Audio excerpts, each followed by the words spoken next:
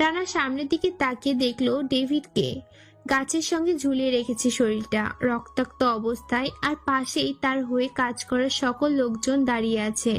আর রানাকে দেখে সবাই দূর থেকে সালাম দিতে লাগলো। আর তখন ওখানে মধ্যে রনি রানার কাছে এগিয়ে আসলো। রানার খুব বিশ্বস্ত একটা লোক রনি এসে রানাকে বলতে লাগলো, ভাই, আমাদের কাজে ও বাধা দিতে এসেছিল, আর আমরা জানতে পেরেছি ও নাকি সালমানের হয়ে কাজ করে, আর সালমান নাকি তাকে আমাদের গ্যাংয়ে ঢোকার জন্য বলেছে, আর আমরা তো তাকে ধরে ফেলি। এখন কি করব? রানা এই কথাটা শুনেই হাসতে লাগলো। রানা হাসতে লাগলো, এই হাসি যেন রানা থামছেই না। আর বেশ কিছুক্ষণ হাসার পরে রানা নিজে থেকেই বলতে লাগলো, আমাকে মারার জন্য আমার এখানে এসেছে। এই কথাটা শুনে হাসি আসবে না তো কি আসবে? ভাই, আপনি বুঝতে পারছেন না ও আমাদের কতটা ক্ষতি করেছে। এটা আপনাকে বলে বোঝানো যাবে না। আমাদের একটা ফ্যাক্টরিতে আগুন লাগিয়ে দিয়েছে, পরে আমরা ওর কাছ থেকে এটা জানতে পারি।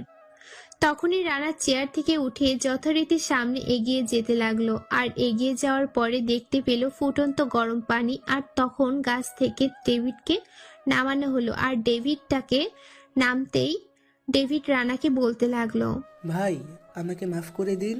আমি আর কখনো এমন ভুল করব না। আমি আপনাকে সমস্ত কিছু ফিরিয়ে দিচ্ছি। আপনার যতটা ক্ষতি করেছি সব কিছু আমি দিয়ে দিব, তবুও আমাকে মারবেন না। আমার ডিকশনারিতে মাফ বলে কিছু নেই। আমি কাউকে মাফ করতে পারি না, বুঝতে পেরেছিস? তোর মৃত্যু ছাড়া আর কোনো পথ নেই। তখনই রানা একটা লাথি দিয়ে গরম পানির মধ্যে ফেলে দিল। আর গরম পানির মধ্যে ফেলে দেওয়ার পরে ডেভিড গরম পানিতে ছটপট করতে করতে মারা গেল। আর রক্ত পুরোটা লাল হয়ে গেল। আর তখন রানা রনিকে বলতে লাগলো, এই ছবিটা তুলে তুই সালমানকে পাঠিয়ে দে, আর সালমানকে এটাও বলবি যে কঙ্কালটা নিয়ে যাওয়ার জন্য।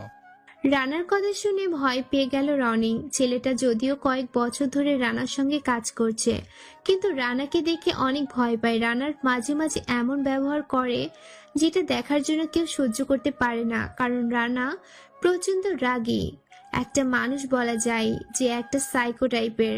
সবাই তাকে আড়ালে সাইকো বলেই ডাকে। তখনই রানা চেয়ারে বসে পড়লো। আর চেয়ারে বসে একটা সিগারেট ধরালো। আর সিগারেট খেতে খেতে চাইলে ল্যাপটপ অন করলো। আর ল্যাপটপ অন করার পরে রানা ল্যাপটপে কিছু কাজ করতে লাগলো। আর তখনই হঠাৎ করে একটা মেয়ের আইডি দেখে রানাকে মেসেজ দিল। আর মেসেজটা ছিল এরকম, আমি অনেকদিন ধরেই তোকে লক্ষ্য করছি। তোর অনেক বার বেড়েছে, তাই না? খুব তাড়াতাড়ি একজনের মৃত্যু সংবাদ শুনতে পারবি। প্রিয়জন মারা গেলে কতটা যে কষ্ট হয় সেটা বুঝতে পারবি। রানা কথাটি শুনেই হাসতে লাগলো। রানা কিছুক্ষণ হাসার পরে রানা নিজে থেকেই ভাবতে লাগলো, এই মেয়েটা কে হতে পারে, এই মেয়ে কে হতে পারে। আর ভাবতে ভাবতে রানা মেয়ের আইডিতে ভালো করে চেক করে দেখে মেয়েটার কোনো তথ্যই পাওয়া যাচ্ছে না। এমনিতেই সবার ডিটেলসে বের করতে সময় লাগে না, খুব কম সময়ের মধ্যে রানা এগুলো বের করে দিতে পারে। রানা রুম থেকে কালো শার্ট আর সাথে ম্যাচিং সানগ্লাস নিজের গাড়িটা নিয়ে যেতে লাগলো। রানা নিজেই গাড়ি চালিয়ে যাচ্ছে। আর যাওয়ার পথে রানা একটা মেয়েকে দেখতে পেল। সে রাস্তার একপাশে দাঁড়িয়ে আর রানার দাড়িটা কি খেয়াল করছে। রানা সেটা খুব ভালোভাবে লক্ষ্য করলো। রানা তবু গাড়িটা না থামিয়ে আরো সামনের দিকে যেতে লাগলো। আর কিছু দূর যাওয়ার পরে রানা গাড়িটা থামালো। রনিকে বলতে লাগলো, রনি, তোকে এখন কি করতে হবে সেটা নিশ্চয়ই বুঝতে পারছিস। এই মেয়েটাকে আমি চিনতে পারিনি। এই মেয়েটা আমার গাড়িটা দেখিয়ে কোনো কিছু ইশারা করছিল। হ্যাঁ ভাই, আমিও বিষয়টা দেখেছি, আর মেয়েটার খোঁজ আমি নিচ্ছি। আপনি কোনো চিন্তা করবেন না, আপনি এখানে বসে একটু রেস্ট করেন, আমি দেখে আসছি। তারপর রনি গাড়ি থেকে নেমে সাধারণ মানুষের মতোই হাঁটতে লাগলো। আর হাঁটতে হাঁটতে মেয়েটার কাছাকাছি চলে আসলো। মেয়েটা কোনো কিছু মনে হয় বুঝতে পেরেছে, তাকে খোঁজ দেওয়ার জন্য হয়তো কেউ আসছে। আর মেয়েটাও হাঁটতে লাগলো। তার তখনই ওই দিকে রানা গাড়িতে বসে বসে সিগারেট খাচ্ছিল। আর তখনই একটা বোরকা পরা মেয়ে তার সামনে দিয়ে যেতে লাগলো। রানা মেয়েটার দিকে একটা বার নজর দিল। মেয়েটার অসম্ভব চোখ দেখে রানা নিজে নিজেই বলতে লাগলো, এমন মেয়েও আছে যে আমি তাকে আজ প্রথম দেখলাম। কি তুমি আমার বুকের মধ্যে ঝড় তুলে গেলে? রানা কথাটা ধীরে ধীরে বললেও মেয়েটা কিন্তু তার কথা শুনে যায়। আর মেয়েরা কথা শুনতে মেয়েটা আবারও পিছন ফিরে তাকালো। আর পিছন ফিরে তাকাতে মেয়েটা একটু এগিয়ে আসে। আর রানা গাড়ি থেকে মাথাটা বের করে রাখছে। আর হঠাৎ করে মেয়েটা এসে রানাকে একটা থাপ্পড় দেয়, আর রানাকে থাপ্পড় দিয়ে মেয়েটা বলতে লাগলো, এই, আপনার কি মেয়ে দেখলে এসব বলতে ইচ্ছে করে? আপনাদের মধ্যে কি লজ্জা শরম বলতে কোনো কিছুই নেই? মেয়ে দেখলেই কি এসব বলতে হবে? আপনাদের জন্যই আজকাল মেয়েরা তাদের নিরাপত্তা পায় না। আর কখনো কোনো মেয়ের সঙ্গে এরকম করবেন না, বুঝতে পেরেছেন? সিমরান মেয়েটা এই কথাগুলো বলেই চলে যেতে লাগলো, আর এটা রানা মুগ্ধ হয়ে দেখছে। রানার কখনো কোনো মেয়েকে এতটা ভালো লাগেনি। রানা একটা শক্ত মানুষ, কিন্তু মেয়েরা যে তার মনে জায়গা করে নিয়েছে এটা রানা ভালো করে বুঝতে পারছে। রানা নিজের বুকের মধ্যে হাত দিয়ে আনমনে হাসতে লাগলো। আর তখনই রনি চলে আসলো, আর রনি এসে রানাকে জিজ্ঞেস করলো, আরে ভাই, আপনি এভাবে হাসছেন কেন? ভাই, আমি মেয়েটার ব্যাপারে তেমন কোনো ওষুধ জানতে পারিনি, কারণ মেয়েটা আগে থেকেই চলে গিয়েছে, আর আমি শুধুমাত্র দূর থেকে ছবি তুলে এনেছি। এইবার একটা কাজের মতো কাজ করেছিস। এখন এই মেয়ের ছবি দিয়ে সমস্ত জায়গায় পাঠিয়ে দে, আর এই মেয়েটার ব্যাপারে খোঁজ নে। আমি এই মেয়েটার ব্যাপারে জানতে চাই। ভাইয়া, আপনি যদি কিছু মনে না করেন একটা কথা বলতাম। আপনার গালে এটা কিসের দাগ? মনে হয় 3 আঙ্গুলের ছাপ বসে গেছে। আপনাকে কি কেউ... তোকে এটা জানতে হবে না, আমি তোকে যেটা বলেছি তুই সেটা কর। আর আমার গালে মশা বসেছিল, তাই নিজের গালে নিজেই চড় মেরেছি। তারপর রনি ড্রাইভ করতে লাগলো, আর রানা তার গাড়িতে হেলান দিয়ে শুয়ে শুয়ে মেয়েটার কথাই ভাবছে। মেয়েটা চলে যাবার রানার মনে হচ্ছে কোনোভাবে ভুলতে পারছে না। মেয়েটার চোখের দিকে তাকাতেই মনে হয় এক সমুদ্র সাগরের মধ্যে ডুবে গেছে সে। রানা এসব ভাবতে লাগলো, আর তখন রানার ধ্যান ভেঙে যায় একটা কলের শব্দের কারণে। আর রানা তার ফোনটা হাতে নিয়ে দেখে মন্ত্রী সাহেব কল দিয়েছে, আর মন্ত্রী সাহেব কল দেওয়ার পরেই সাথে সাথে রানা কলটা রিসিভ করলো। আর রানা বলতে লাগলো, আমি আপনাকে কল দিয়েছি, কিন্তু আপনি আমার কলটা ধরেন নাই। আপনার সাহস কত বড়, আপনি আমার কল ধরেন না? রানা বাবা, আমি আসলে একটু ব্যস্ত ছিলাম, তাই তোমার কথা ধরতে পারিনি। আর সত্যি বলছি, আর কখনো এমনটা হবে না। আমি তোমার জন্য বসে ওয়েট করছি, একটু কাইন্ডলি যদি আসতে। হ্যাঁ, আমি আসছি। আর আমার থেকে বড় কোনো কাজ আপনার থাকতে পারে না, বুঝতে পেরেছেন? আজ প্রথমবার, তাই আপনাকে কোনো কিছু বললাম না। নেক্সট টাইম যদি এমন করেন না, তাহলে তো বুঝতেই পারছেন। আর কখনো এমন হবে না বাবা, আমাকে এবারের মতো মাফ করে দাও। আমরা সবাই তোমার জন্য অপেক্ষা করছি, তুমি আসো। তারপর রানা কলটা কেটে দেওয়ার পরে রানা কিছুক্ষণ পরে মন্ত্রীর বাসায় পৌঁছে গেল। তার মন্ত্রী বাসায় পৌঁছে দেখে আরো অনেকজন তার জন্য বসে বসে অপেক্ষা করছে। আর তখন রানা সবার সামনে বসে। রানাকে দেখে সবাই নড়ে চড়ে বসে পড়লো, আর রানা সবার সামনে পায়ের উপর পা তুলে বসলো, আর 2 হাত ছড়িয়ে দিয়ে বলতে লাগলো, হ্যাঁ বলুন, আপনাদের আমাকে কিসের দরকার? আর আমার আসতে একটু দেরি হয়ে গেছে, তার জন্য আমি দুঃখিত। আসলে আমার বিপরীতে যে আছে, সে অনেক সমস্যা করছে আমার সঙ্গে। আমি যখন কাজ করতে যাই মাঠে, তখন আমাকে যে কোনোভাবে বাধা দেওয়ার চেষ্টা করে। আমার কয়েকটা ফ্যাক্টরি বন্ধ করে দিয়েছে, আমাকে মারার জন্য খুঁজছে। ঠিক আছে, আমি এটা করে দেব। তার বিনিময়ে আমি কি পাবো আপনি বলে দিন, আপনার রাস্তা সম্পূর্ণ ক্লিয়ার হয়ে যাবে। তুমি আমাকে এই কাজ করে দিতে পারলে, তুমি যা চাও আমি তোমাকে তাই দিব। তুমি কত টাকা চাও, আমি তোমাকে তত টাকাই দিব। মন্ত্রী সাহেব, আপনি হয়তো ভুলে গেছেন আমি রানা। আমি নিজেই একটা ব্র্যান্ড, আমার কোনো টাকা পয়সার প্রয়োজন হয় না। রানা, আসলে ভুল হয়ে গেছে। আর তুমি আমার কাছে যা চাইবে আমি তোমাকে তাই দিব। প্লিজ, তুমি আমার জীবনটা বাঁচিয়ে দাও, আমি আর এগুলো নিতে পারছি না। এইভাবে রানা সবার সঙ্গে কথা বলতে লাগলো। আর প্রায় এইভাবেই 1 ঘন্টা সময় অতিবাহিত হলো। আর 1 ঘন্টা পর সেখান থেকে বের হতে যাবে, তখনই হঠাৎ করে একজন বোরকাওয়ালিকে দেখে রানা অবাক হয়ে যায়। কারণ রাস্তার মধ্যে সেই বোরকাওয়ালি এই বাড়িতে কি করবে সে? রানা থেমে পড়ছে। তারপর রানা রনিকে বলে বিষয়টা দেখার জন্য। রনিও কোনো কিছু বুঝতে পারে, কারণ উনি আগে থেকে সন্দেহ করেছে। তারপর ওরা কিছুক্ষণ পর সেখান থেকে চলে আসে। আর বাড়ি থেকে রানা মেয়েটাকে দেখছিল, কিন্তু তার সামনে গিয়ে কথা বলার রানার সাহস হয়নি। রানা গাড়িতে হেলান দিয়ে ফিরছে, আর মেয়েটার কথাই চিন্তা করছে। আর কিছুক্ষণ পরেই তার বাসার সামনে এসে নামিয়ে দিল। আর রানা গাড়ি থেকে নেমে চুপচাপ সামনের দিকে যেতে লাগলো। আর সকল সার্ভেন্ট তাকে সালাম দিতে লাগলো। আর সার্ভেন্টকে কফি দেওয়ার জন্য বলল রানা। রানা একা একাই বলতে লাগলো। তোমার মধ্যে এমন কি আছে যেটা আমি জানি না? তবে তোমার চোখের দিকে তাকাতেই মনে হয় আমি বিশাল একটা সমুদ্রের মধ্যে চলে এসেছি।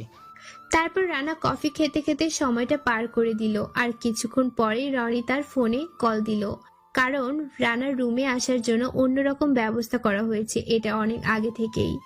রানা রনির ফোন রিসিভ করলো। তার উপাস থেকে রনি বলতে লাগলো, ভাই, মেয়েটার নাম হলো সিমরান। উনি মন্ত্রী সাহেবের একমাত্র কন্যা। উনি এই কলেজে অনার্স 2য় বর্ষের ছাত্রী। তবে মেয়েটা সবার থেকে আলাদা। আমি জানতে পেরেছি যে এই মেয়েটা কলেজের সবার মতন না। ও নিজে পর্দা করে চলাফেরা করে। অনেক ছেলে তার পিছনে পড়ে আছে। আজ পর্যন্ত কেউই তার মুখ দেখতে পারেনি। তাহলে আমারও ওই কলেজে অ্যাডমিশন নেওয়ার ব্যবস্থা করে দে, বুঝতে পেরেছিস? আর দরকার হলে প্রিন্সিপালের সঙ্গে কথা বল। প্রিন্সিপাল যদি বেশি বাড়াবাড়ি করে তাহলে যেভাবে পারবি আমার অ্যাডমিশন করিয়ে দে ওইখানে, বুঝতে পেরেছিস? ভাই, আপনার এত টেনশন করতে হবে না, আমি ব্যবস্থা করছি। আপনি আবার কোনো কিছু করতে গেলে আপনার মাথা গরম হয়ে যায়। আপনার কোনো কিছু করতে হবে না, আমি নিজেই আপনাকে ব্যবস্থা করে দিচ্ছি। তারপর রানা কল কেটে দেয়। আর রানার মনে হচ্ছে এবার যেন অনেকটা শান্তি লাগছে, কারণ কলেজে গিয়ে সে তার প্রিয় মানুষটাকে খুব কাছ থেকে দেখবে, তাকে অনেক জ্বালাবে। মেয়েটা এত সুন্দর করে কথা বলতে পারে আর কণ্ঠটা এত মধুর, এটা বলে বোঝানো যাবে না। এইভাবেই সময়টা পার হয়ে যায়। আর রাতের বেলা রানা বাইরে থেকে বের হয়ে সে গোডাউনে চলে এসেছে। আর গোডাউনে এসে দেখে 2-3 জনকে ধরে এনেছে। আর 2-3 জনকে ধরে আনার পরে রনি রানাকে বলতে লাগলো, ভাই, ও সালমানের হয়ে কাজ করে আর বাকিরা ও সহকারী। অনেক কষ্টে তাদেরকে ধরে এনেছে। ওরা অনেক দিন ধরেই আমাদের সঙ্গে এসব করছিল, আর ওরা নাকি সমস্ত ঘটনাটা জানে। রানা শোনার পরে রানার যেন মনের মধ্যে উথাল পাতাল শুরু হলো। কখন সে এটা শুনবে? আর রানা গিয়ে তাদের সামনে বসে। আর সামনে বসে একে একে জিজ্ঞাসা করতে থাকে, কিন্তু তারা কোনো কিছুই বলছে না। আর তখন রানা একটার গলা টিপে ধরলো, আর গলা টিপে হাতের মধ্যে ছুরি দিয়ে কাটতে লাগলো। আর একটু পরেই সেখানে এসি দেওয়ার চেষ্টা করলো। আর তখনই ওখান থেকে একজন ভয় পেয়ে রানাকে বলতে লাগলো, ভাই ভাই, আমাদেরকে কোনো কিছু করবেন না। আমরা যতটুকু জানি আপনাকে যতটুকুই বলছি, তবুও প্লিজ আমাদেরকে কোনো কিছু করবেন না। বল, সেদিন কে আমার বাবা মা আমার পরিবারকে শেষ করেছিল? ওখানে সালমানের সঙ্গে আর কে কে ছিল? সত্যি করে বল। ভাই, আমরাও ততটুকু জানি না, তবে আমরা এটা জানি যে সালমান আপনার বাবা মাকে খুন করেছে। আর সালমান এখন কোথায় আছে আমরা সেটাও জানি না, কারণ ওর সঙ্গে আমাদের ফোনে কথা হয়। চাইলে আপনি আমাদের ফোনটা চেক করতে পারেন। রনি, তুই হাতের ফোনগুলো নিয়ে সালমানের লোকেশন ট্র্যাক করার চেষ্টা কর। ও যে জায়গায় আছে আমি তাকে সেই জায়গা থেকে নিয়ে আসবো। তবে আমরা আপনাকে একটা তথ্য দিতে পারি, সালমানের খুব কাছের একটা মেয়ে এই বাংলাদেশেই থাকে। আমাদের সঙ্গে এখন পর্যন্ত দেখা হয়নি, তবে আমরা এটা জানতে পেরেছি যে এই মেয়েটা সরাসরি সালমানের সঙ্গে যুক্ত আছে। ঠিক আছে, তোদের কাছ থেকে আমি যতটুকু জানতে পেরেছি এটাই আমার চল। তোদের আর বেঁচে থাকার কোনো অধিকার নেই, কারণ তোরা সালমানের হয়ে কাজ করছিস আর শেষ পর্যন্ত সালমানের বিরুদ্ধে কথা বলছিস। তোরা বেইমানি করেছিস। বেইমানদেরকে আমি কখনো ক্ষমা করি না। তখনই রানা ধরে অ্যাসিডের মধ্যে ডুবিয়ে দেয়। আর এসের মধ্যে দেহগুলো টকবক করে ফুটতে থাকে। আর কিছুক্ষণ পরে কঙ্কাল হয়ে বের হয়ে আসে। আর কঙ্কালগুলো দেখে রানা হাসতে থাকে। রানার এই হাসি দেখতে কতটা ভয়ঙ্কর এটা রানার চারপাশের লোক খুব ভালো করে জানে। আর তখন রানা নিজে নিজেই বলতে লাগলো, মনের মধ্যে একটু শান্তি লাগছে। হ্যাঁ, সবাইকে যেভাবে অ্যাসিডের মধ্যে পুড়িয়ে মারবো, আমার পরিবারকে তোরা শেষ করে দিয়েছিস। তোদের জন্য আমি আমার নিজেকে তৈরি করেছি। ছিলাম একটা সাধারণ ছেলে, হয়েছি রকস্টার মাফিয়া। তারপর রানা কোনো কিছু না বলে আবারও তার বাসায় চলে আসলো। তার বাসায় এসে খাবার খেয়ে ঘুমিয়ে গেল। পরদিন সকালবেলা রানা ঘুম থেকে উঠে ফ্রেশ হয়ে নিল। আর ফ্রেশ হয়ে সাধারণ একটা ছেলের মতো রেডি হয়ে নিল। আর দেখতে ততটা খারাপ লাগছে না, দেখতে মধ্যবিত্ত ছেলেদের মতোই লাগছে। রানার পুরোনো দিনের কথা মনে হয়ে গেল। আর পুরোনো দিনের কথা মনে হতেই রানার চোখ দিয়ে টপ টপ করে পানি পড়তে লাগলো। এই এত শক্ত মানুষটাও একটা সময় নরম ছিল, ছিল তার পরিবার, আর এটাও ছিল তার পরিবারকে নিয়ে স্বপ্নগুলো। তারপর রানার নাস্তা করে কলেজের উদ্দেশ্যে যেতে লাগলো, তবে এখন আর গাড়ি নিয়ে নয়, এখন হেঁটে হেঁটে কলেজে আসছে। আর কলেজে আসার পরে যখনই প্রবেশ করতে যাবে তখনই ভার্সিটিটা কেমন যেন দেখতে পেল। সবাই তার দিকে তাকিয়ে আছে। ভার্সিটির সবার তাকানোটা হয়তো রানা কিছুটা বুঝতে পারছে, কারণ এখানে মধ্যবিত্ত হয়ে এসেছে তাই। রানা কোনো কিছু না ভেবে ভার্সিটির ভিতরে যেতে লাগলো। আর যেতে যেতে একটা গাছের নিচে তার সেই বোরকাওয়ালিকে দেখে রানার মনে মনে লাড্ডু ফুটতে থাকে। আর রানা গিয়ে সেই বোরকাওয়ালির পাশে বসে, আর সিমরান পাশে বসলেই সিমরান কেমন যেন কোচকে তাকায় তার দিকে। আর সিমরান নিজে নিজেই বলতে লাগলো, কি ব্যাপার, এই ছেলেটা আমার সঙ্গে কি করছে? এই ছেলেটাকে না আমি কালকে থাপ্পড় মেরেছিলাম, হে আবার কলেজে কোথা থেকে আসলো? এত বই পড়লে কি হবে? একটু তো আমার সঙ্গে কথা বলতে পারেন নাকি? আমার সঙ্গে একটু কথা বলা যাবে? না, আমার সঙ্গে আপনার কোনো কথা বলতে হবে না। আপনাকে কে এখানে বসতে বলেছে? আর কি জায়গা পাননি আপনি? ওখানে গিয়ে বসেন, যান। আপনি আমাকে বিরক্ত করবেন না। বাহ, এত সুন্দর কণ্ঠ দিয়ে এইরকম তিতো মার্কা কথা ভালোই লাগছে। এইরকম কথা আমি কখনোই শুনিনি। বন্ধু হওয়া যাবে? দেখুন, আমি আপনাকে এখান থেকে উঠতে বলেছি, আর সেখানে কিনা আপনি আমার সঙ্গে উল্টাপাল্টা কথা বলছেন। আর আপনার সঙ্গে বন্ধুত্ব করব কোন হিসেবে? যেহেতু আমরা একই ইয়ারে পড়ি, তাহলে আমরা বন্ধুত্ব হতেই পারি, তাই না? আর একই সঙ্গে পড়া মানে সহপাঠী, আর সহপাঠী মানেই তো বন্ধু। এত লজিক দিয়ে কথা বলা শিখেছেন কিভাবে? আমি না আপনাকে বলেছি যে এখান থেকে চলে যাওয়ার জন্য? আপনি জানেন আমি কে? আপনার কোনো ধারণা আছে আপনি কার সঙ্গে বসে কথা বলছেন? যার সঙ্গে আমি বন্ধুত্ব করতে আসলাম তার ব্যাপারে যদি একটু খোঁজ না নিয়ে আসি, সেটা কি হয় বলেন? আপনি হলেন মন্ত্রী সাহেবের একমাত্র কন্যা। তবু আপনি আমার পাশে বসার সাহস কি করে পেলেন? আপনি জানেন আমি আমার বাবার কাছে বললে আপনার কি অবস্থা করবে? কোনো অবস্থায় করবে না, কারণ আপনার বাবা আরও আমাকে জামাই আদর করে ঘরে নিয়ে যাবে। আচ্ছা, এখন এসব কথা পাত, তো কি বই পড়ছো শুনি? আবার কি থাপ্পড় খাওয়ার ইচ্ছা আছে নাকি? আর আমি আপনার কোন দিক দিয়ে তুমি হওয়ার যোগ্য? বা আমি কি আপনাকে আরো আগে চিনি? আপনি আমাকে তুমি করে বলছেন, আজব তো। দূর, এত কথা বলছো কেন? আচ্ছা চলো ক্লাসে যাই প্লিজ। এইখানে থাকলে সবাই তোমাকে বিরক্ত করবে। একটা ছেলে পাশে থাকা মানে অনেক কিছু থেকে নিজেকে সেফ রাখা। বাহ, এত সুন্দর কথা। তা আপনি মনে হয় এতদিন আমার খেয়াল রেখেছিলেন, তাই না? এই সিমরান কারোর হেল্প নেয় না। এই সিমরান নিজেরটা নিজে খুব ভালো পারে। তারপর সিমরান হাঁটতে হাঁটতে ক্লাসে চলে যায়, আর তার পিছনে রানাও ক্লাসে চলে আসে। আর ক্লাসে কোন জায়গা না পেয়ে বাধ্য হয়ে দুজন একসঙ্গে বসলো। রানা তো মহা খুশি, কারণ তার সঙ্গে বসেছে। তারপর স্যার এসে ক্লাস নিতে লাগলো, আর ক্লাস নেওয়ার অবস্থায় রানা সম্পূর্ণটা সিমরানকেই দেখছে তাকিয়ে তাকিয়ে। সিমরান কিছুটা বুঝতে পেরেছে, আর সিমরানের অস্বস্তি লাগছে। আর কিছুক্ষণ পরে সিমরান বলতে লাগলো, কি ব্যাপার, আপনি আমার দিকে এভাবে তাকিয়ে আছেন কেন? এটা তো ক্লাস, নাকি এটা কি কোনো পার্ক যে আপনি যে কোনো মেয়ের দিকে তাকিয়ে থাকবেন? তোমাকে দেখার জন্য কোনো পার্ক বা ভার্সিটির প্রয়োজন হয় না। যেখানে তোমাকে দেখি সেইখানেই তোমাকে দেখতেই ভালো লাগে। আপনি আবার আমার সাথে উল্টাপাল্টা কথা বলছেন? আপনার সাহস তো কম নয়। এবার একটু চুপ করুন আর মনোযোগ দিয়ে ক্লাস করুন, ওকে? না হলে স্যার দুজনকে বের করে দেবে ক্লাস থেকে। যদি দুইজনকে বের করে দেয় তাহলে তো ভালো, কারণ তোমার সঙ্গে কথা বলতে পারবো। আর ক্লাসে বসে তো কথা বলতেই পারছি না। আজকে যে আমি কার মুখ দিকে উঠেছিলাম না, না হলে আপনার মতো একটা পাগলের সঙ্গে আমার দেখা হলো কিভাবে? পুরোটা ভার্সিটি আমাকে জ্বালিয়ে মারছেন। এটা বললে কেন? কারণ আমি তো এসেছি একটু আগেই, তার মানে আমি তোমাকে প্রায় 20 মিনিট ধরে জ্বালাচ্ছি। তাই তো কথা বলতে বলতে তো আমি আমার নিজের পরিচয় বলতেই ভুলে গেছি। আসলে আমি রানা, আগে পিছে কোনো কিছুই নেই, মধ্যবিত্ত ছেলে, তবে বাবা মা অনেক আগেই মারা গেছে, তাই পৃথিবীতে একা। খুব ভালো, এখন আমি আপনার পরিচয় শুনে নিয়েছি। এখন তো অন্ততপক্ষে ক্লাস করতে পারেন। দেখুন, আমাদের এমনিতেই সামনে এয়ার চেঞ্জের পরীক্ষা, আমাকে ভালো করে পড়তে হবে প্লিজ। তুমি শুধু পড়া নিয়ে আছো।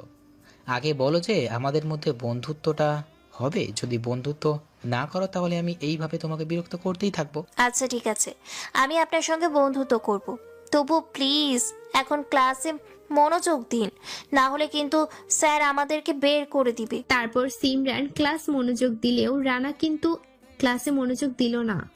রানা লুকিয়ে লুকিয়ে সিমরানকে দেখছে। সিমরানের একটা চুল তার মুখে সামনে এসে পড়ছে। ইচ্ছা করছে চুলগুলো ঠিক করে দেওয়ার জন্য, কিন্তু আফসোস এটা তো আর পূরণ হবে না, তাই সে দেখেই চলেছে। তারপর এভাবে যথারীতি ক্লাসগুলো শেষ হলো। ক্লাসগুলো শেষ করে বাইরে বের হলো। আর বাইরে বের হয়ে সিমরান একা একাই হাঁটতে লাগলো। আর তখন পেছন থেকে রানা দৌড়াতে দৌড়াতে তার কাছে আসলো আর এসে বলতে লাগলো, তুমি যে মেয়ে হয়ে এত দ্রুত হাঁটতে পারো এটা আসলেই তোমাকে না দেখলে আমি কখনোই জানতে পারতাম না। তুমি আমাকে বলেছিলে যে আমার সঙ্গে বন্ধুত্ব করবে, আর এখন কোনো কিছু না বলেই চলে যাচ্ছ কেন? কথা দিলে যে কথা রাখতে হয় সেটা কি জানো না? আমি আজ পর্যন্ত কোনো ছেলের সঙ্গে বন্ধুত্ব করিনি, ওকে? আর বন্ধুত্ব করার ইচ্ছে নেই আমার। আমার যাকে পছন্দ হয় তাকে আমি বিয়ে করব। কথাটা বুঝতে পেরেছেন? আরে বোরখাওয়ালি, কি ব্যাপার? তুমি এই ছেলেটার সঙ্গে কথা বলছো? এটা তো খুবই খারাপ বিষয়। তুমি যদি এই ছেলেটার সঙ্গে আমার সামনে কথা বলো তাহলে কিন্তু তোমার বোরখাটা খুলে তোমার সব কিছু দেখে ফেলবো। রানা আর সিমরান দুজনেই মাঠের মধ্যে দাঁড়িয়ে কথা বলছিল। আর তখনই এই ভার্সিটির সভাপতি এর একমাত্র ছেলে সে এসে কথাটা সিমরানকে বলল। সিমরান নাহিকে অনেক ভয় পায়, কারণ নাহিদ অত্যন্ত খারাপ একজন লোক। সিমরান কোনো প্রতিবাদ করলো না। আর রানা অবাক হয়ে তাকিয়ে আছে, কারণ তার সামনে সিমরান কি এসব খারাপ কথা বলছে। রানার অনেক রাগ উঠতে লাগলো। রানা চুপচাপ দাঁড়িয়ে রইল। আর দাঁড়িয়ে থাকার পর দেখলো সিমরান কোনো কথা না বলেই চলে যেতে লাগলো। আর রানাও তাকে কোনো কিছু বলল না। আর তখনই নাহিদ রানাকে বলতে লাগলো, তোর কত বড় সাহস, তুই আমার জানের সঙ্গে কথা বলছিস? তুই জানিস না আমি এই মেয়েটাকে খুব পছন্দ করি, আর এই ভার্সিটির কেউ সাহস পায় না তার সঙ্গে কথা বলার। আর আমি ছিলাম না দেখে তুই আমার জানের সঙ্গে কথা বললেই তুই অনেক বড় অন্যায় করে ফেলেছিস। এটার জন্য তোকে অনেক শাস্তি পেতে হবে। দেখেন ভাই, প্লিজ এইসব ঝামেলা করবেন না। আমি মোটেও ঝামেলা পছন্দ করি না। আর আপনি যে তাকে পছন্দ করেন আর আমাকে তো সিমরান পছন্দ করে, তাই না? যদি সিমরান আপনাকে পছন্দ করতো তাহলে না একটা কথা ছিল। তুই কার সামনে দাঁড়িয়ে এসব কথা বলছিস? তুই জানিস আমি এই ভার্সিটির সভাপতির একমাত্র ছেলে। তাছাড়া আমি সালমান ভাইয়ের খুব কাছের লোক। আর তুই আমার সঙ্গে দাঁড়িয়ে কথা বলছিস। অনেকেই আমার সামনে দাঁড়িয়ে কথা বলার ভাষা হারিয়ে ফেলে, আর তুই কি না আমার সাথে তর্ক করছিস। সরি ভাই, আমার ভুল হয়ে গেছে, আপনি আমাকে ক্ষমা করে দিন। নেক্সট টাইম এইরকম কোনো কাজ করব না, আপনি এটা শিওর থাকেন। তারপর রানা একটা মুচকি হাসি দিয়ে সেখান থেকে চলে আসে। রানার এই হাসিটা খুবই ভয়ানক। তারপর রানা বাড়িতে এসে ফ্রেশ হয়ে খাবার খেয়ে নেয়। আর খাবার খেয়ে সে ল্যাপটপ নিয়ে বসে কাজ করার জন্য। আর তখনই রনি ফোন দিল। আর রনি ফোন দিয়ে বলতে লাগলো, ভাই আজকে আমরা খবর পেয়েছি যে সালমান সে বিদেশ থেকে কিছু অস্ত্র আর মাদক দেশে ঢোকাবে, আর এটা লিড দিবে ওই মেয়েটার নাম হলো রিয়া। কিন্তু সে কোথায় থাকে কি করে সেটা জানি না, শুধু নামটা জানতে পেরেছি। ওই রিয়া নাকি সম্পূর্ণ দায়িত্বে থাকবে। একটা খারাপ কাজ করবি নাকি একটা ভালো কাজ করবি বল? এই রিয়া মেয়েটাকে তুই নিজের হাতে মারবি, আর এমন কষ্ট দিয়ে মারবি যে ও যে একটা মেয়ে সেটা তাকে ভালো করে বোঝাবি। আগে বুকের গুলো ছুরি দিয়ে কাটবি, তারপরে ওটার মধ্যে অ্যাসিড দিবি। ভাইয়ের কথাটা শুনে আমার শরীরের লোম দাঁড়িয়ে গেল, কারণ ভাই নিজে এটা কখনোই করেনি, কিন্তু অন্যজনকে দিয়ে করিয়েছে, আর এখন আমাকে করতে বলছে। আমি যথেষ্ট পরিমাণে ভয় পেয়ে গেলাম। আর তারপর ভাই আবারও বলতে লাগলো, আমি তোকে কি বলেছি তুই বুঝতে পারছিস? ও যে একটা মেয়ে সেটা যেন ও মরার আগেই বুঝতে পারে ওকে, কারণ একটা মেয়ের জন্য হাজারো মেয়ের নাম নষ্ট হয়। আর সবাইকে তৈরি হতে বল, এই অস্ত্রগুলো আমার লাগবে। তারপর রানা কল কেটে দেয়। আর কল কেটে দেওয়ার পরে রানা কিছুক্ষণ শুয়ে থাকে। আর শুয়ে থাকার পরে রানা ফোনে সিমরানের আইডি পেল। তাকে খুব ভালো করে চিনে, কারণ তার চোখগুলো রানার অনেক পছন্দ, আর চোখগুলো দেখেই চিনে ফেললো। তারপর তাকে মেসেজ দিল, কিন্তু মেসেজের রিপ্লাই আসলো না। প্রায় 1 ঘন্টা পরে ফ্রেন্ড রিকোয়েস্ট একসেপ্ট করলো। আর ফ্রেন্ড রিকোয়েস্ট একসেপ্ট করার পরে মেসেজটা সিন করলো। আর মেসেজটা সিন করে বলতে লাগলো, কি ব্যাপার, আপনি আমার ফেসবুক আইডি কি করে পেলেন? আমার ফেসবুক আইডিতে তো আমার প্রোফাইল পিক দেওয়া, কিন্তু এটাতে তো আমাকে ভালো করে চেনার কথা নয়। তুমি বোরকা পরে ছবি দিয়েছো, এটা কিন্তু ঠিক তোমার যে চোখগুলো দেখা যাচ্ছে, ওই চোখগুলো দেখেই আমি তোমাকে চিনে ফেলেছি। কি করব বলো, কারণ তোমারগুলো যে আমার মুখস্থ হয়ে গেছে। তোমার চোখের মধ্যে কয়টা রগ আছে সেটা মনে হয় আমি বলতে পারবো। দেখুন, আমি আপনাকে ভালো মতো বলছি, আপনি যেহেতু একা মানুষ, তাই আপনার জীবনের কোনো লক্ষ্য নেই, তাই না? আপনি আমার সঙ্গে ভার্সিটিতে কোনো কথা বলবেন না, কারণ নাহিদ এটা সহ্য করতে পারে না। তুমি আমাকে যতটা খারাপ মনে করছো, আসলে আমি কিন্তু ততটা খারাপ নই।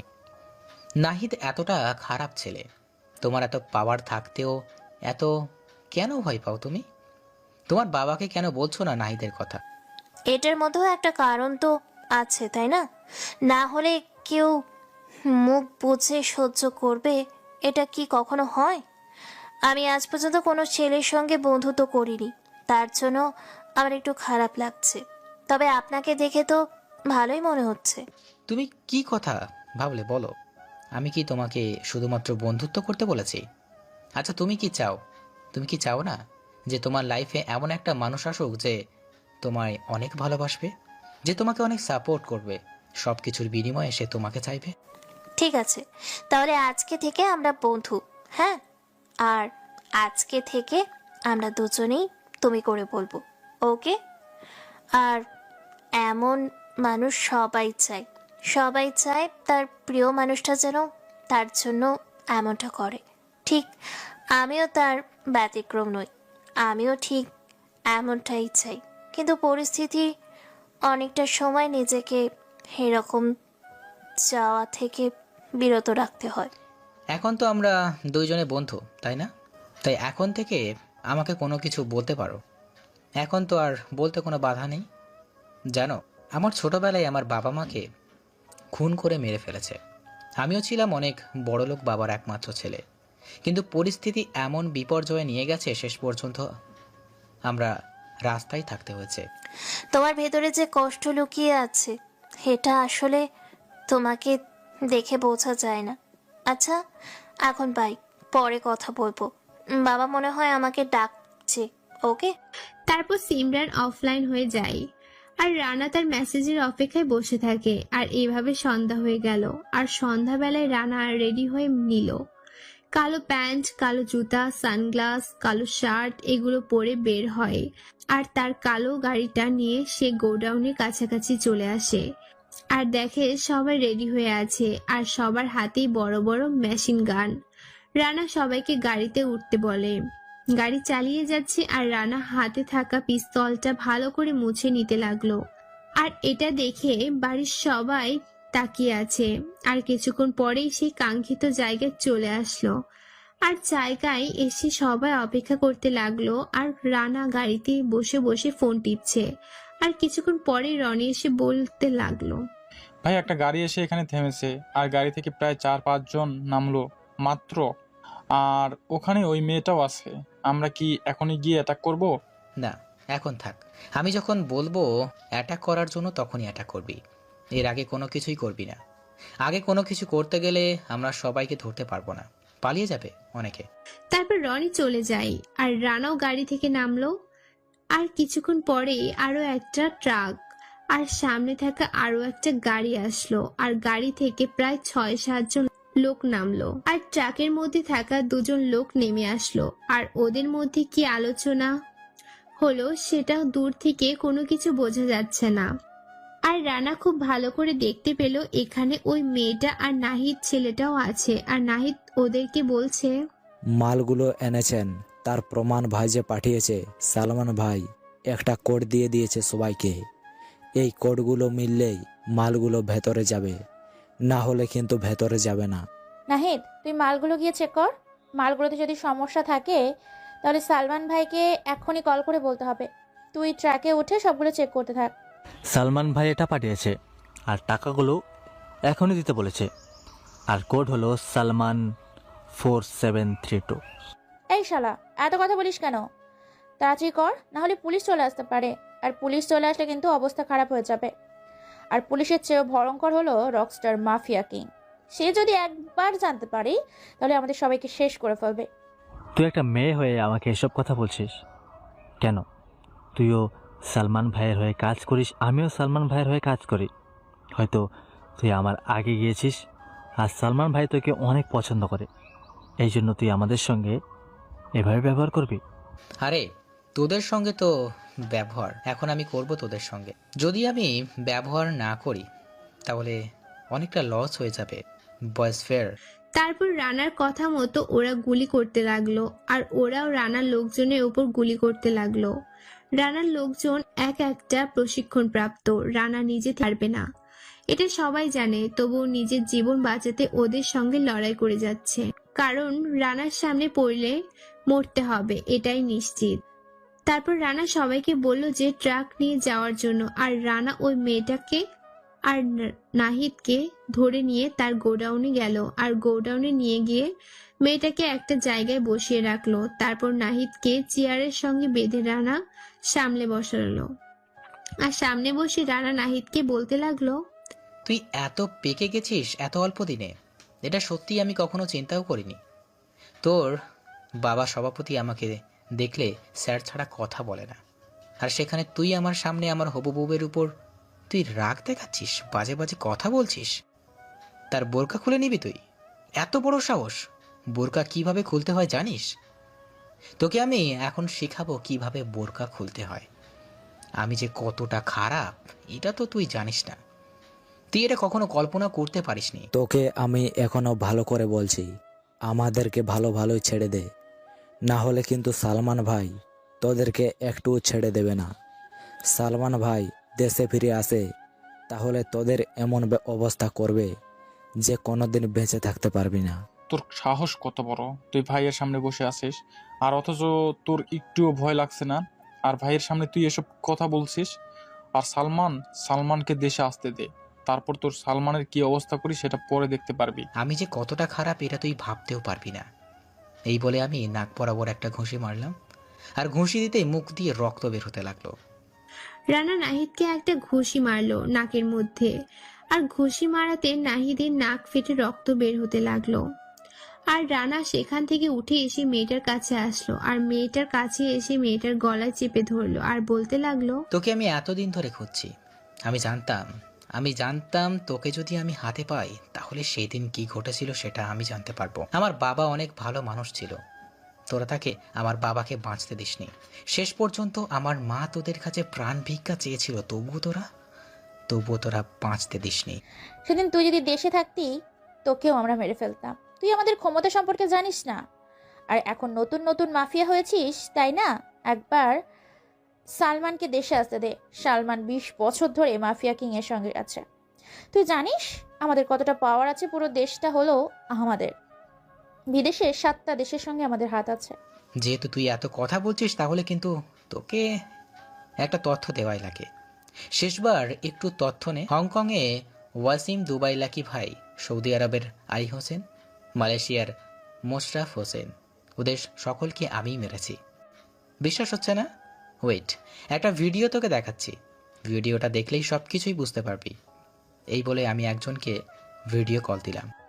তখনই হঠাৎ করে এই রানা তার ফোন বের করে কাউকে ভিডিও কল দিল, আর ভিডিও কল দেওয়ার পরে ওখান থেকে তার লোক রানাকে দেখাতে লাগলো, আর রানা সেটা মেয়েটাকে দেখাতে লাগলো।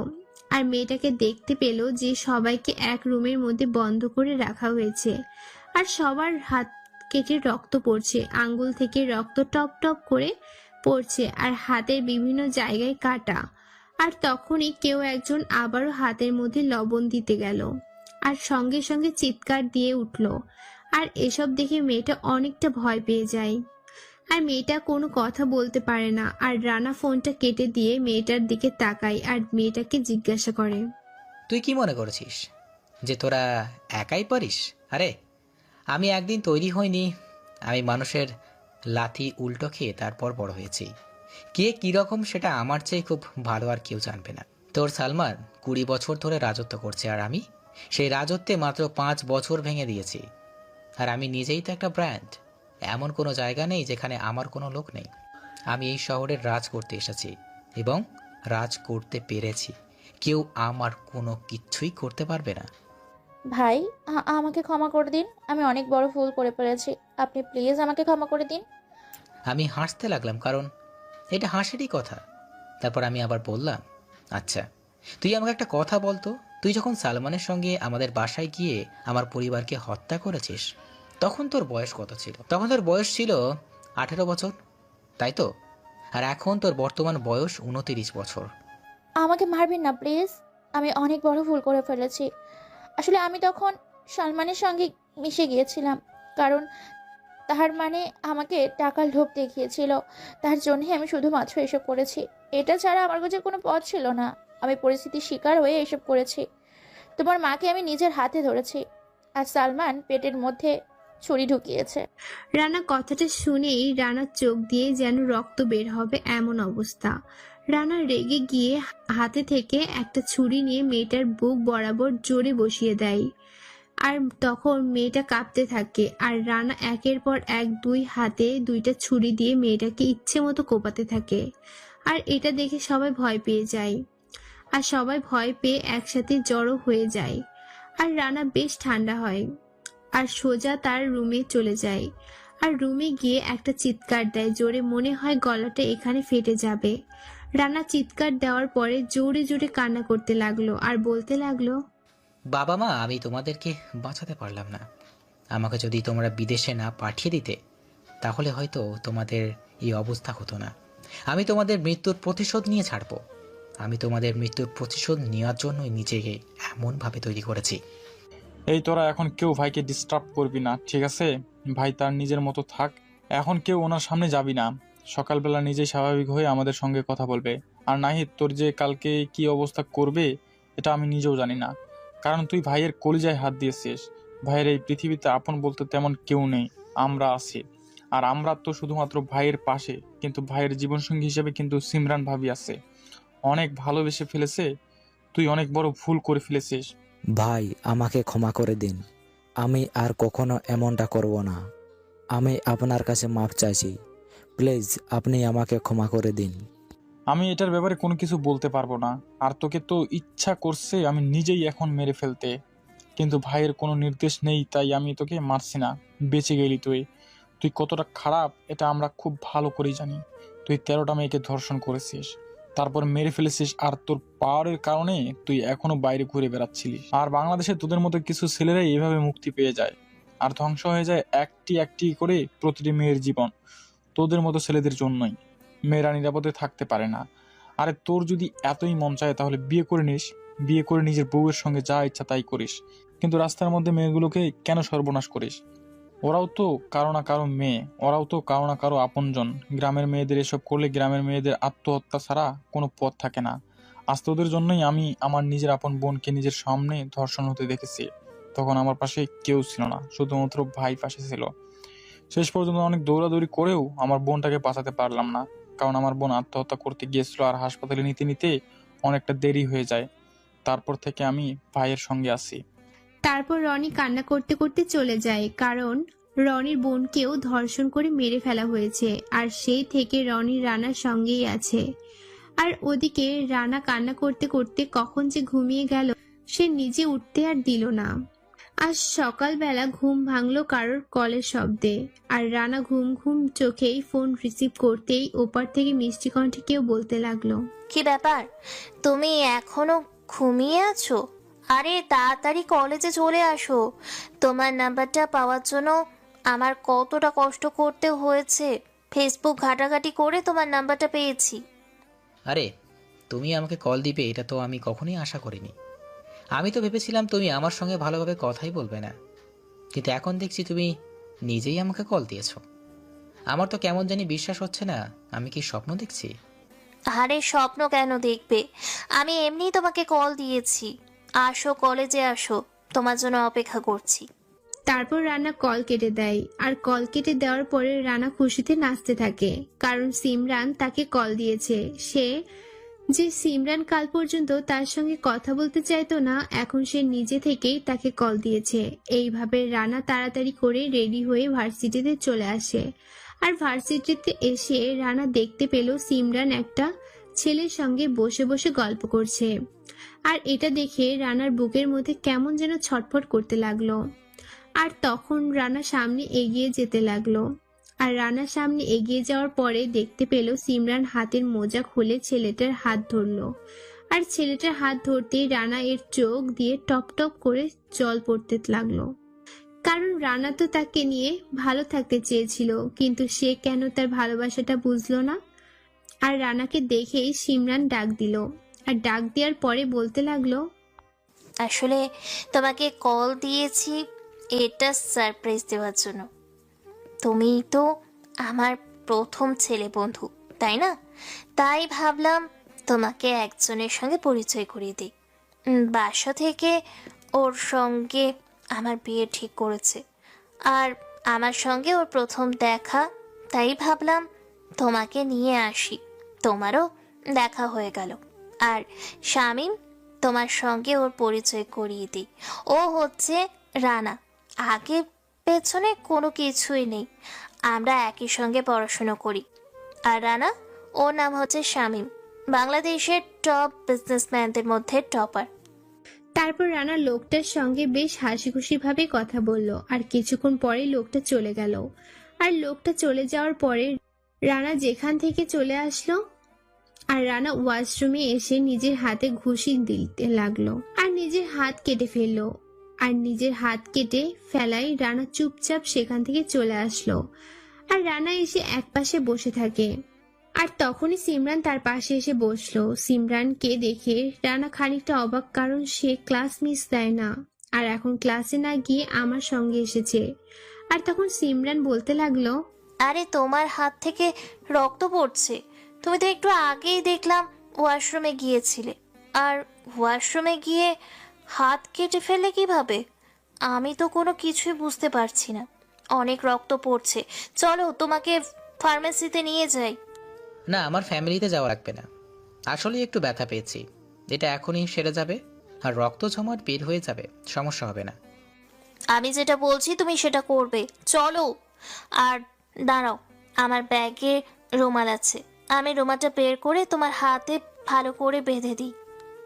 সিমরান তার ব্যাগ থেকে রুমালটা বের করে সে পরম যত্নে রানার হাতের মধ্যে বেঁধে দিতে লাগলো। আর রানা মুগ্ধ দৃষ্টিতে তার মুখের দিকে তাকিয়ে আছে। মনে হচ্ছে যুগ যুগ ধরে যদি তাকে এভাবেই দেখে যেত। রানা এখন কোনো রকমই মনে হচ্ছে না যে সে ব্যথা পেয়েছে।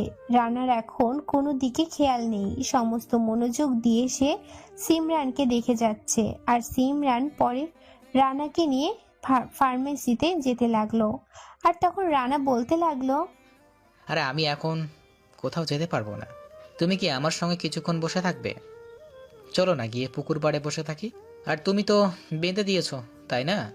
কোনো কিছুই হবে না। তারপর সিমরান কোনো কিছু বলল না। আর সিমরান আর রানা দুজনেই পুকুর পাড়ের দিকে হাঁটতে লাগলো। রানা তার পাশে নীরবে হেঁটে যাচ্ছে। রানার মনে হচ্ছে তার এর চেয়ে সুখের মুহূর্ত আর কখনোই ছিল না, আর কখনো হবেও না। রানার খুব ইচ্ছে করছে সিমরানের হাত ধরার, কিন্তু সেটা তো এখন হবে না, তাই সে কোনো কিছু মনে করলো না। আর কিছুক্ষণ পর পুকুর পাড়ে এসে দুজনে বসে পড়লো। আর দুজনে বসে বসে নানা রকম গল্প করছে। আরো গল্প করার মধ্যে মাঝে মাঝেই হেসে দিচ্ছে। আর হাসির কথাটা শুনে রানার এতটা ভালো লাগলো, সেটা বলে বোঝানো সম্ভব না। রানার মনটা জুড়িয়ে গেল। রানার খুব ইচ্ছে করছে সিমরানকে দেখার, কিন্তু সব ইচ্ছে তো আর এখন পূরণ হবার নয়। তারপর দুজনে বেশ অনেকক্ষণ গল্প করে। রানা সিমরানকে গাড়িতে তুলে দিয়ে সে তার নিজের গাড়িতে করে বাসায় চলে আসে। তার বাসায় এসে রানা ফ্রেশ হয়ে খাবার খেয়ে নিল। আর খাবার খেয়ে সিমরানের সঙ্গে মেসেজে কথা বলতে লাগলো। রানার এখন মনেই নেই সিমরান বিয়ে ঠিক হয়ে গেছে, সামনের মাসে তাদের বিয়ে। আর রানা মাঝে মধ্যে তার হাতের উপর হাত বুলাচ্ছে, কারণ সিমরান নিজের হাতে রুমালটা বেঁধে দিয়েছে।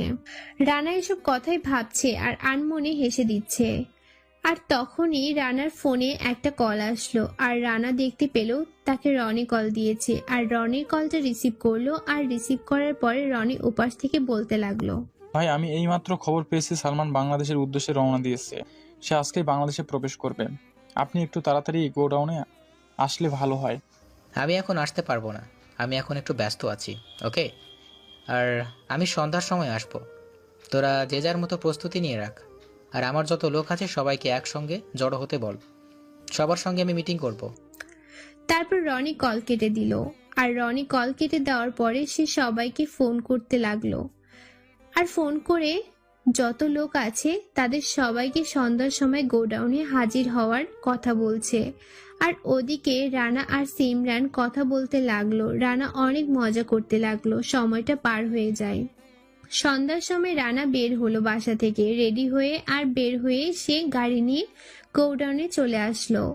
আর গোডাউনে এসে সে চেয়ারে বসলো, আর সবাই তার সামনে দাঁড়িয়ে আছে। আর রানা সেখানে বলতে লাগলো, তোমরা আমার হয়ে অনেক দিন ধরে কাজ করছো, আমি তোমাদের কাছে অনেক কৃতজ্ঞ, কারণ তোমরা নিজের জীবন বাজি রেখে আমাকে সময় দাও, আমার জীবন রক্ষা করো। বিশ্বাস করে সিয়াম, রনি, সাব্বির, পিয়াস, তোরা সব সময় আমার পাশে থাকিস। ভাই আমরা আপনাকে ভালোবাসি, আর ভালোবাসি বলেই আপনার সঙ্গে সব সময় থাকে। ভাই আমরা সারা জীবন আপনার সঙ্গে থাকতে চাই। আজকে তোমাদের আমি এইখানে ডেকেছি একটা গল্প শোনানোর জন্য। শোনো, আমি যখন ইন্টার পরীক্ষা দিলাম তখন বাবা বলল, তোর বাংলাদেশে থাকার দরকার নেই, তুই বিদেশে গিয়ে পড়াশোনা কর। তোর বাবা ছিলেন জর্জ, বাবা চাইতেন আমি উচ্চ শিক্ষিত হই, সেই রকম মায়ের ইচ্ছা ছিল। আর আমি চলে আসি লন্ডনে পড়াশোনা করার জন্য। আমার লন্ডনে আসার পর সম্পূর্ণ মনোযোগ দিলাম পড়াশোনায়, যেহেতু কারণ বাবা আমাকে এত আশা করে পাঠিয়েছিল। আর ওদিকে যে বাবার সঙ্গে ঝামেলা চলছে এটা আমি জানতাম না। আর এই ঘটনা জানতে পেরেছি একদিন আমি ভার্সিটি শেষ করে বাসায় ফিরলাম, আর তখনই বাংলাদেশ থেকে কল দিল।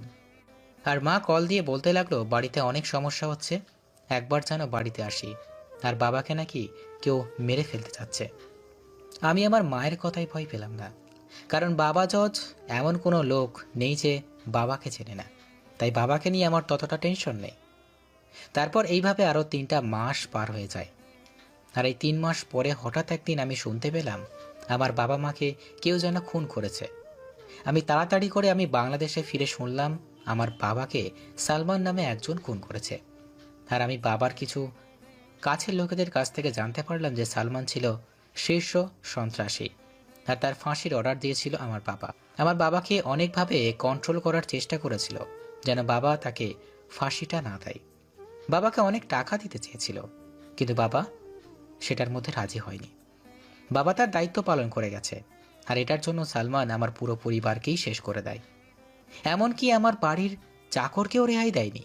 রহিম চাচা আমাদের বাসায় কাজ করত, উনি অনেক ভালো লোক ছিল, আমাকে অনেক আদর করতেন তিনি, কিন্তু ওনাকেও রেহাই দেয়নি। আর এইসব দেখার পর আমি সিদ্ধান্ত নিলাম আমি আবার লন্ডনে ফিরে যাব। বাবা মায়ের প্রতিশোধ না নিয়ে লন্ডন থেকেই ফিরবো না। কাপুরুষের মতো একটা মোটামুটি সবাই আমাকে বলেছে যে তুমি নিজেকে কিছু করো, তুমি নিজে পুলিশে জয়েন করো, তাহলে তোমার বাবার প্রতিশোধ নিতে পারবে। কিন্তু আমি চেয়েছিলাম অন্যভাবে, কারণ যেহেতু অনেক বড় সন্ত্রাসী, তার সঙ্গে আমি এইভাবে কখনোই পারবো না। তারপর লন্ডনে আসলাম, আসার পর নিজেকে বোঝাতে লাগলাম যেভাবেই পারলাম। আমার বাবার নাম যে ছিল সবগুলো দিয়ে আমি আমার মতো জীবন চালাতে লাগলাম। আর এরপরই আমি আজকে এই পর্যন্ত আসতে পেরেছি। আরও পরে এটাও জানতে পারি যে খুন করার সময় একটা মেয়ে ছিল, মেয়েটা আমাকে ধরেছে, আর এটা আমি সিসি ক্যামেরায় ট্র্যাক করতে দেখতে পারি। সিসি ক্যামেরাটা ওরা ভেঙে দিয়েছিল, কিন্তু যতটুকু দেখতে পেরেছি ততটুকুই বুঝতে পারলাম ওইখানে মেয়ে ছিল, কারণ স্পষ্ট বোঝা যাচ্ছিল। আর এই জন্যই ওরা ক্যামেরাটা ভেঙে ফেলে। আমার ভিতরে কোনো শান্তি নেই, তবে একজনকে দেখলে সব কিচ্ছু ভুলে যেতে ইচ্ছে করে, সেটা হলো সিমরান। ভাই আমরা আপনার কাছ থেকে কতদিন ধরে আপনার লুকানো কষ্টটা বলতে বলেছিলাম, কিন্তু আপনি বলেননি আপনার ভিতরে যে এতটা কষ্ট, সেটা আমরা আসলেই এতটা জানতাম না। আপনি সত্যি আমাদের জন্য অনেক কিছু করেছেন। আপনি না থাকলে আমরা যে কোথায় থাকতাম সেটা আমরা নিজেরাও জানি না। আমি যদি মারা যাই তাহলে তোরা নতুন করে কোনো কিছু করিস, আর কখনো এইসব মাফিয়ার মধ্যে জীবন চালাবি না। এটার মধ্যে টাকা আছে কিন্তু শান্তি নেই। জীবন জীবনের মতো চালাবি, সংসার করবি মন দিয়ে, ঠিক আছে? আর আমি আমার বাবা মার প্রতিশোধ নিয়ে ছাড়বো। আমি সালমানকে ছাড়বো না আমার দেহের এক ফোঁটা রক্ত থাকতে। এভাবে রানা ওদের সঙ্গে কথা বলতে থাকে। আর কিছুক্ষণ কথা বলে হঠাৎ করে সিমরানের কল চলে আসলো রানার ফোনে। আর রানা কলটা রিসিভ করলো।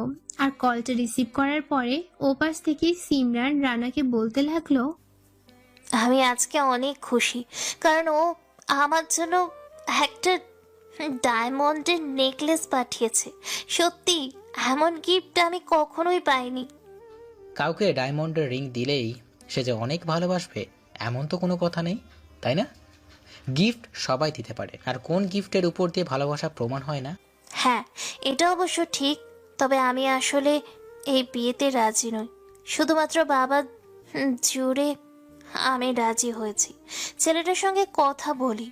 আমি চাই এমন একটা মানুষ যে আমার জন্য পাগলামি করবে, আমার জন্য নীরবে কান্না করবে।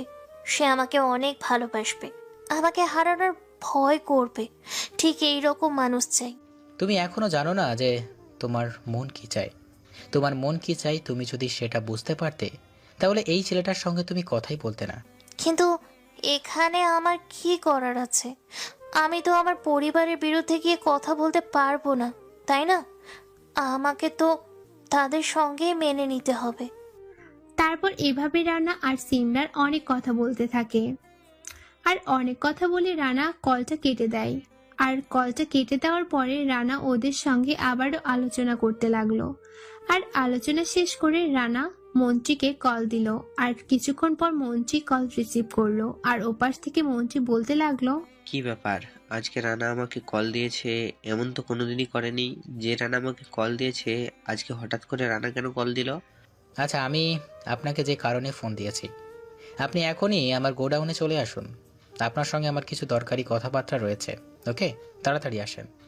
তারপর রানা কল কেটে দেয়। রানা কল কেটে দেওয়ার পরে মন্ত্রী চিন্তা করলো কি এমন কথা থাকতে পারে, কারণ রানা এর আগে কখনো এভাবে ডাকেনি। তারপর মন্ত্রী সাহেব আর কোনো কিছু চিন্তা না করে গাড়ি দিয়ে তার বডিগার্ডদের নিয়ে রানার গোডাউনের দিকে আসতে লাগলো।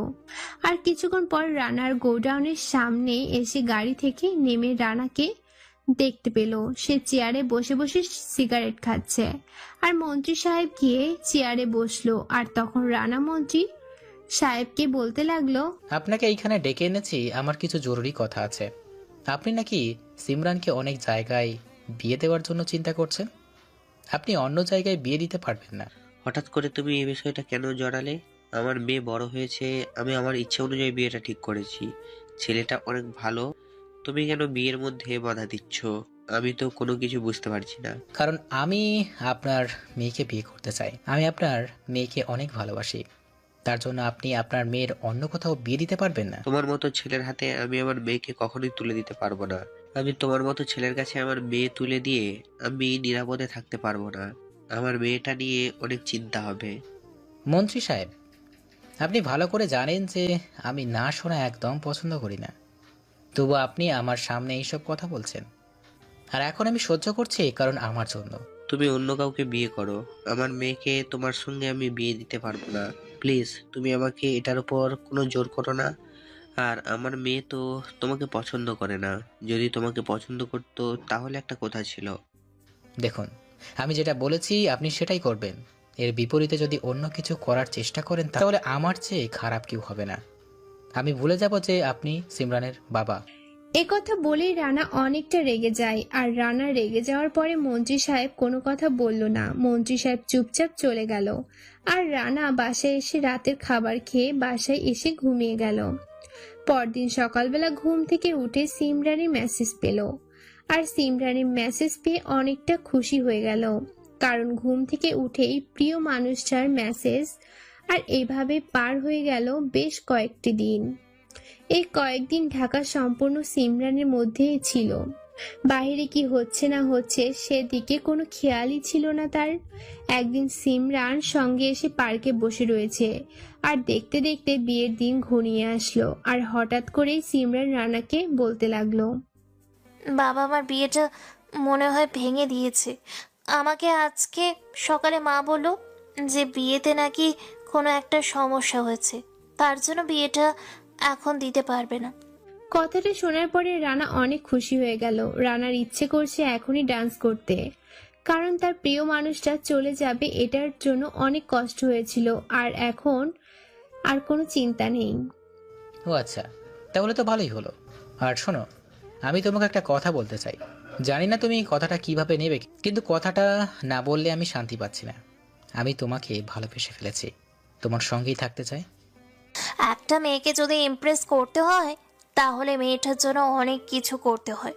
তুমি যে আমাকে ভালোবাসো এই কথাটার অর্থ তুমি ভালো করে আমাকে বললে না, তা আমি তোমাকে কি দেখে ভালোবাসবো?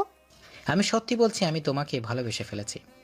আমি তোমাকে ঠিক কতটা ভালোবাসি এটা তোমাকে বলে বোঝাতে পারবো না। কিন্তু আমি যে তোমাকে ভালোবাসতে পারবো না, তোমার সঙ্গে আমার শুধুমাত্র